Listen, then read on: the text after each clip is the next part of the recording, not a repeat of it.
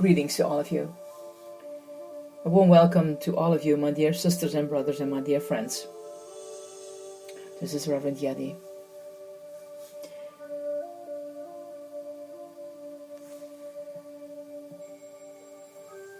The seventh evening with God.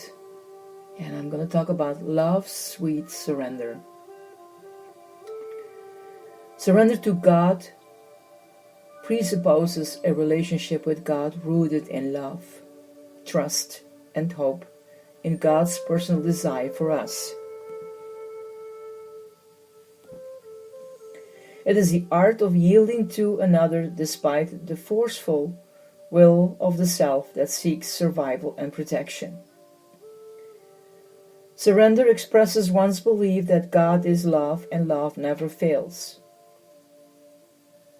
We would be remiss to think, however, that surrender is a movement in trust and love only on our part, as if God might be waiting for us to hand over the reins of control. Such an idea misses out on the tremendous mystery of God and love. For our surrender to God is based on God's surrendering to us.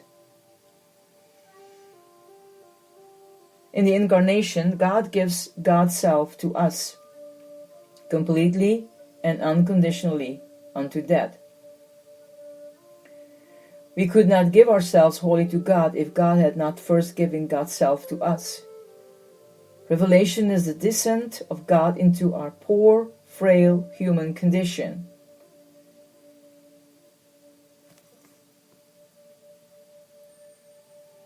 God surrenders God's self to us in love. Through divine surrender, God reveals the riches of divine love.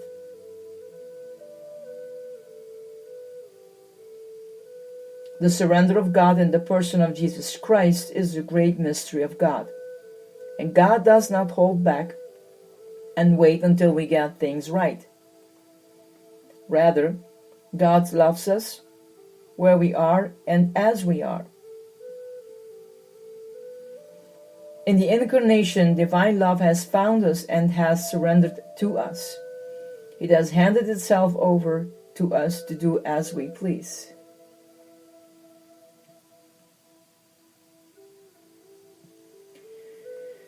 What to do with this tremendous gift of divine love is freely given to us.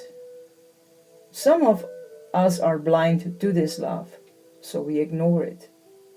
Others do not believe that God surrenders completely in love with us, and therefore reject it. Still others fear that a God of self-giving love could be weak, and so they question the divine love. But for those who breathe in the Spirit of God, the surrender of God in love is the greatest act of humility, and one can only receive this love in poverty and humility.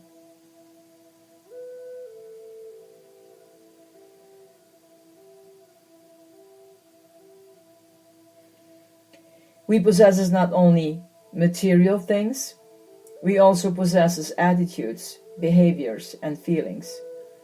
We control our lives, and thus we control how much we are willing to give over, surrender, to God and thus to our neighbors.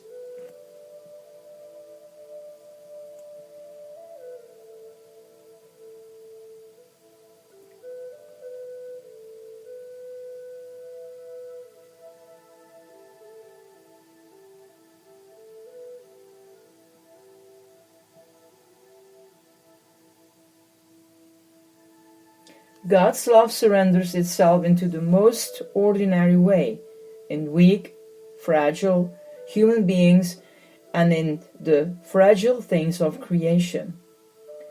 But without spiritual eyes and a heart centered in God, we could easily mistake God in daily life for a stranger, an alien, or simply a nobody, one who is not important to us.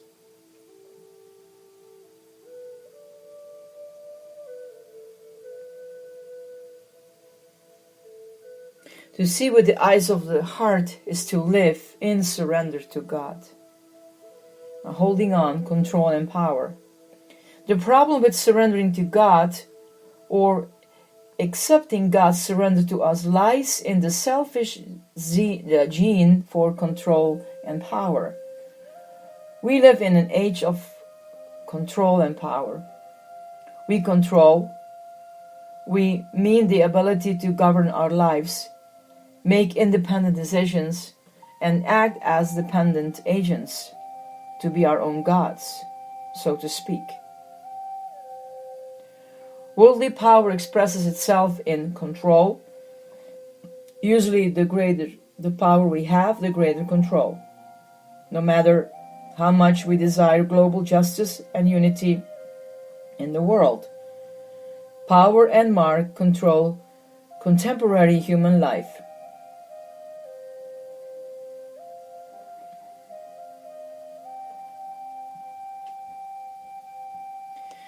The problem with control and power is illusion. We think we own and possess things. We act as if we are more powerful than the next person. But without surrender to God, everything we have and possess may be taken from us in the blink of an eye. Unbridled control and power blind us to the truth of our lives in God.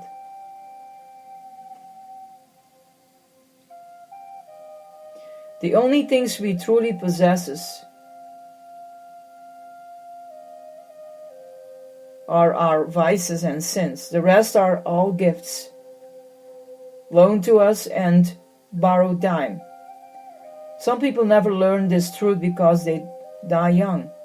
Others learn it through the difficult path of aging and diminishment. Only that can teach us the meaning of life's riches, because in the end we stand naked before God. The only way to overcome the disease of control and power is surrender. Surrender is most difficult perhaps when the situation involves someone we love and the one we love is hurting or in pain. Yet this is what surrender means: not to control another's personal life or even our own lives, but to face life in truth, to accept the fragility of our lives, and to allow God to help heal our wounds through the stranger or to one outside our immediate control.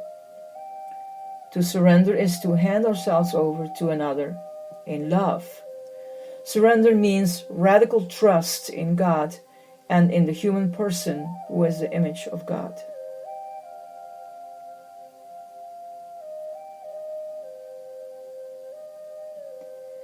We can spiritualize surrender by praying words of surrender, but fail to change our attitude or behaviors, holding on and controlling our friendship with God and others.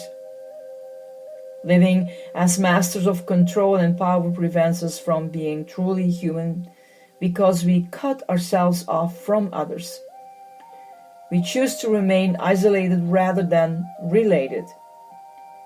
People become obstacles to our otherwise private lives. To be a human person is to be in relationship, open to others and receiving from them. The poor person, the one who lives dependent on God, can teach us about surrender because he or she lives in openness and gratitude for all of life's gifts. When we live in the grace of openness and surrender, even the little things of life become signs of God's wonderful love.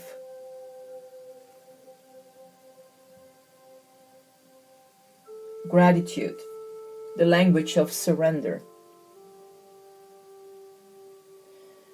The German philosopher Martin Heidegger, I think a lot of people will know this German philosopher, describes in his writings an intimate relationships between thinking and thinking. To think is to be aware of all that exists. It is to be thoughtful. To be thoughtful is to be thankful, realizing that everything is gift, even if things are incomplete, slightly worn, or just plain humdrum. The thoughtful person is one who lives in receptivity, in surrender to the giftedness of everyday's life. Gratitude is the language of surrender because it is spoken from the heart of one who realizes that everything in life bears its own beauty. Everything has its own goodness. The Hebrew term for gratitude is hakirat hatov, which means literally recognizing the good. Practicing gratitude means recognizing the good that is already yours.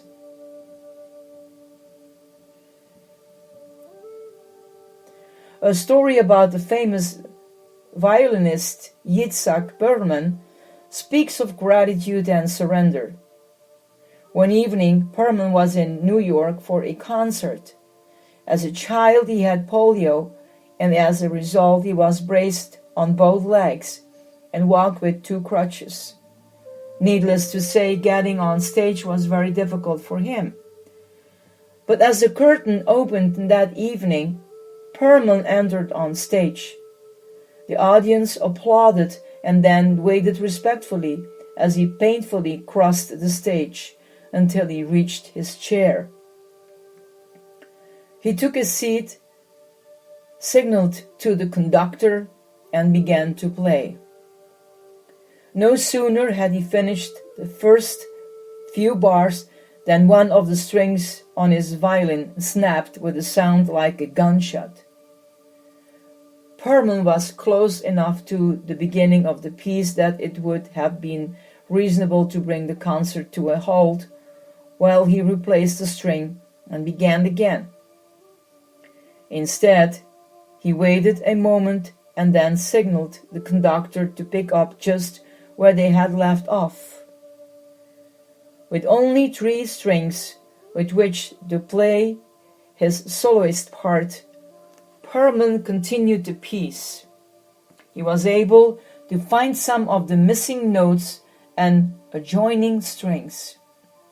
But where that wasn't possible, he rearranged the music in his head so that it all still held together. He played with passion and artistry, spontaneously rearranging the symphony right through the end. When he finally rested his bow, the audience sat for a moment in stunned silence. Then they rose to their feet and cheered widely. They knew they had just witnessed an extraordinary display of human skill and ingenuity. Perlman raised his bow to signal for quiet.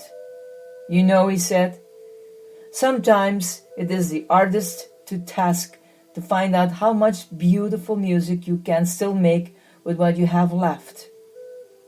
He was speaking of the broken string, but his words may also have reflected his own difficult time.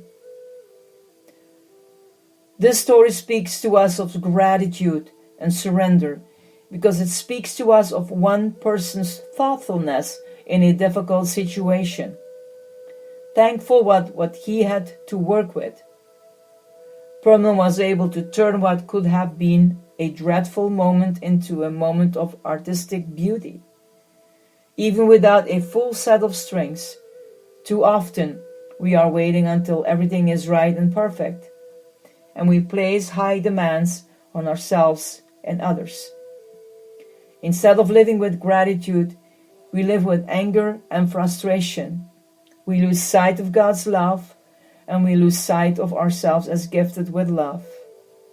Gratitude expands the heart to receive each moment of life. However, it unfolds with graciousness and wonder. All is gift freely given.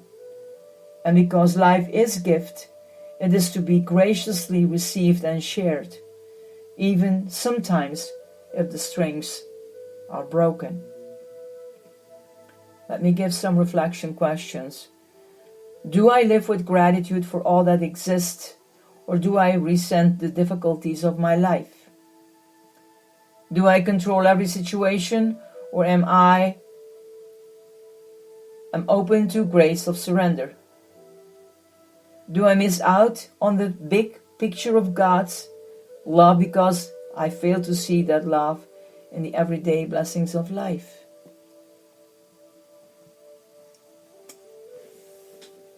I know, my dear ones, it's a lot that you just heard, but stay with the story